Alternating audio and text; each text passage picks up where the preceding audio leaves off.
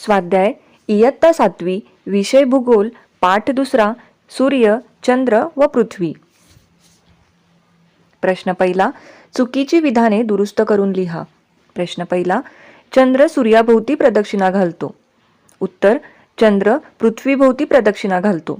प्रश्न दुसरा, पौर्णिमेस चंद्र, सूर्य व पृथ्वी असा क्रम असतो. उत्तर, पौर्णिमेस सूर्य, पृथ्वी व चंद्र असा क्रम असतो. प्रश्न तिसरा, पृथ्वीची परिभ्रमण कक्षा व चंद्राची परिभ्रमण कक्षा एकाच पातळीत आहे. उत्तर, पृथ्वीची परिभ्रमण कक्षा व चंद्राची परिभ्रमण कक्षा एकाच पातळीत नाही. चंद्राची परिभ्रमण कक्षा पृथ्वीच्या परिभ्रमण कक्षेशी सुमारे 50चा कोन करते. प्रश्न चौथा, चंद्राच्या एका परिभ्रमण काळात चंद्राची कक्षा पृथ्वीच्या कक्षेशी एकदा छेदते. उत्तर, चंद्राच्या एका परिभ्रमण काळात चंद्राची कक्षा पृथ्वीच्या कक्षेशी दोनदा छेदते. प्रश्न पाचवा, सूर्यग्रहण उघड्या डोळ्यांनी पाहणे योग्य आहे. उत्तर, सूर्यग्रहण उघड्या डोळ्यांनी पाहणे योग्य नाही. सूर्यग्रहण पाहण्यासाठी काळी काच किंवा विशिष्ट प्रकारचे गॉगल्स वापरणे योग्य ठरते. प्रश्न सहावा, चंद्र पृथ्वीशी उपभू स्थितीत असताना कंकणाकृती सूर्यग्रहण होते. उत्तर, चंद्र पृथ्वीशी अपभू स्थितीत असताना कंकणाकृती सूर्यग्रहण होते. प्रश्न दुसरा, योग्य पर्याय निवडा. 1. सूर्यग्रहण. उत्तर आ. कंकणाकृती सूर्यग्रहणाच्या वेळी दिसणारे सूर्यबिंब. उत्तर आ. चंद्राची अपभू स्थिती. उत्तर अ. पुढील तक्ता पूर्ण करा.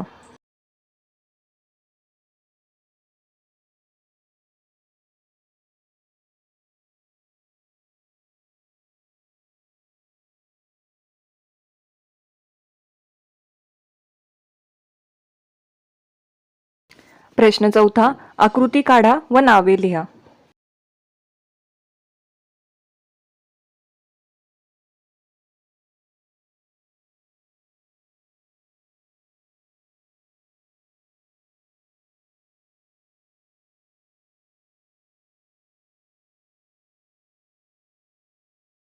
प्रश्न पाचवा, उत्तरे लिहा.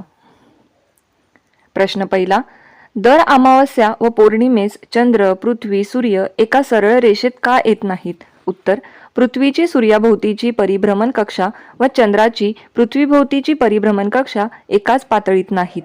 चंद्राची परिभ्रमण कक्षा पृथ्वीच्या परिभ्रमण कक्षेशी सुमारे 50चा कोन करते. त्यामुळे दर अमावस्येस व पौर्णिमेस चंद्र, पृथ्वी, सूर्य एका सरळ रेषेत येत नाहीत. प्रश्न दुसरा, खग्रास सूर्यग्रहण होत असताना पृथ्वीवर खंडग्रास सूर्यग्रहणही का अनुभवास येते? उत्तर, अमावस्येच्या दिवशी सूर्य, चंद्र व पृथ्वी हे 3 खगोल अनुक्रमे एकाच सरळ रेषेत आले तर चंद्राची सावली पृथ्वीवर पडते. एकाच वेळी पृथ्वीच्या काही भागावर चंद्राची दाट छाया पडते तर काही भागावर चंद्राची विरळ छाया पडते. पृथ्वीच्या ज्या भागावर चंद्राची दाट छाया पडते त्या भागातून सूर्य पूर्णपणे झाकलेला दिसतो व या भागातून खग्रास सूर्यग्रहण अनुभवास येते. त्याचवेळी पृथ्वीच्या ज्या भागावर चंद्राची विरळ छाया पडते त्या भागातून सूर्याची काही भाग दिसतो तर काही भाग झाकलेला दिसतो, म्हणजेच त्या भागातून खंडग्रास सूर्यग्रहण अनुभवास येतो. याशिवाय पृथ्वीवरील काही भाग प्रथम चंद्राच्या विरळ छायेत आला असता व त्यानंतर चंद्राच्या दाट छायेत आला असता त्या भागातून प्रथम खंडग्रास सूर्यग्रहण व त्यानंतर खग्रास सूर्यग्रहण अनुभवास येते. अशा प्रकारे खग्रास सूर्यग्रहण होत असताना पृथ्वीवर खंडग्रास सूर्यग्रहणही अनुभवास येते. प्रश्न तिसरा, ग्रहणाविषयीचे गैरसमज दूर करण्यासाठी उपाय सुचवा. उत्तर, ग्रहण हे केवळ खगोलीय स्थिती आहे व ग्रहणात शुभ अशुभ असे काहीही नसते. हे पाठ्यपुस्तकातील विविध कृतींच्या व प्रात्यक्षिकांच्या आधारे समजावून सांगणे. वृत्तपत्रे, संदर्भ पुस्तके, आंतरजाल इत्यादी साधनांच्या आधारे ग्रहणांची शास्त्रोक्त माहिती मिळवणे व मिळालेल्या माहितीचा भित्तिपत्रके, तक्ते, गटचर्चा, पथनाट्ये याद्वारे प्रसार करणे. दूरदर्शनवर याविषयी विविध उपक्रम राबवणे. प्रश्न चौथा, सूर्यग्रहण पाहताना कोणती काळजी घ्याल? उत्तर सूर्याच्या प्रखर प्रकाशामुळे डोळ्यांना इजा होऊ शकते, त्यामुळे सूर्यग्रहण उघड्या डोळ्यांनी पाहणे कटाक्षाने टाळू. सूर्यग्रहण पाहताना काळी काच किंवा विशिष्ट प्रकारचा गॉगल वापरू. प्रश्न 5वा, उपभू स्थितीत कोणत्या प्रकारची सूर्यग्रहणे होतील? उत्तर उपभू स्थितीत खग्रास सूर्यग्रहण व खंडग्रास सूर्यग्रहण या प्रकारची सूर्यग्रहणे होतील. आता पाहूया पाठात विचारलेले प्रश्न. जरा विचार करा. आकृती 2.2 मधील चंद्राची अवकाशातील स्थिती व पृथ्वीवरून दिसणारी स्थिती तुम्ही कशी ओळखाल? उत्तर चंद्राची अवकाशातील स्थिती व पृथ्वीवरून दिसणारी स्थिती ओळखण्यासाठी महिन्यातून एकदा आकाश निरीक्षण करू. पृथ्वीवरून चंद्राची केवळ एकच बाजू दिसते हे लक्षात घेऊ.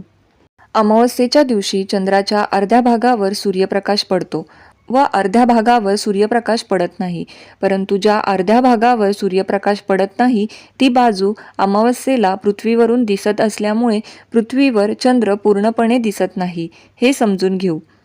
पौर्णिमेच्या दिवशी बरोबर उलट स्थिती असते हे समजून घेऊ व त्या आधारे चंद्राच्या इतर दिवशी असणाऱ्या अवकाशातील स्थिती व पृथ्वीवरून दिसणारी स्थिती ओळखू. चंद्र, पृथ्वी व सूर्य यांची कृष्ण व शुक्ल पक्षातील अष्टमीची तसेच अमावस्येच्या दिवशी सापेक्ष स्थिती लक्षात घ्या. चंद्र, पृथ्वी, सूर्य यांच्यातील कोन किती अंशाचे असतील? प्रत्येक महिन्यात असे कोन किती वेळा होतील? उत्तर चंद्र, पृथ्वी, सूर्य यांच्यातील कोन व कृष्ण शुक्ल पक्षातील अष्टमीच्या दिवशी तसेच अमावस्येच्या दिवशी पुढील प्रमाणे असतील. 1. कृष्ण पक्षातील अष्टमी. चंद्र, पृथ्वी, सूर्य यांच्यातील कोन 90 अंश. 2. शुक्ल पक्षातील अष्टमी. चंद्र, पृथ्वी, सूर्य यांच्यातील कोन 90 अंश. 3.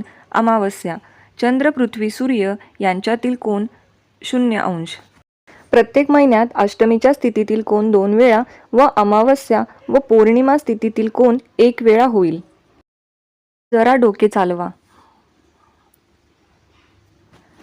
सूर्यग्रहणाच्या दिवशी पृथ्वीवरील कोणत्या भागातून ग्रहण दिसणार नाही? उत्तर सूर्यग्रहणाच्या दिवशी पृथ्वीवरील ज्या भागावर चंद्राची दाट किंवा विरळ सावली पडणार नाही त्या भागातून ग्रहण दिसणार नाही.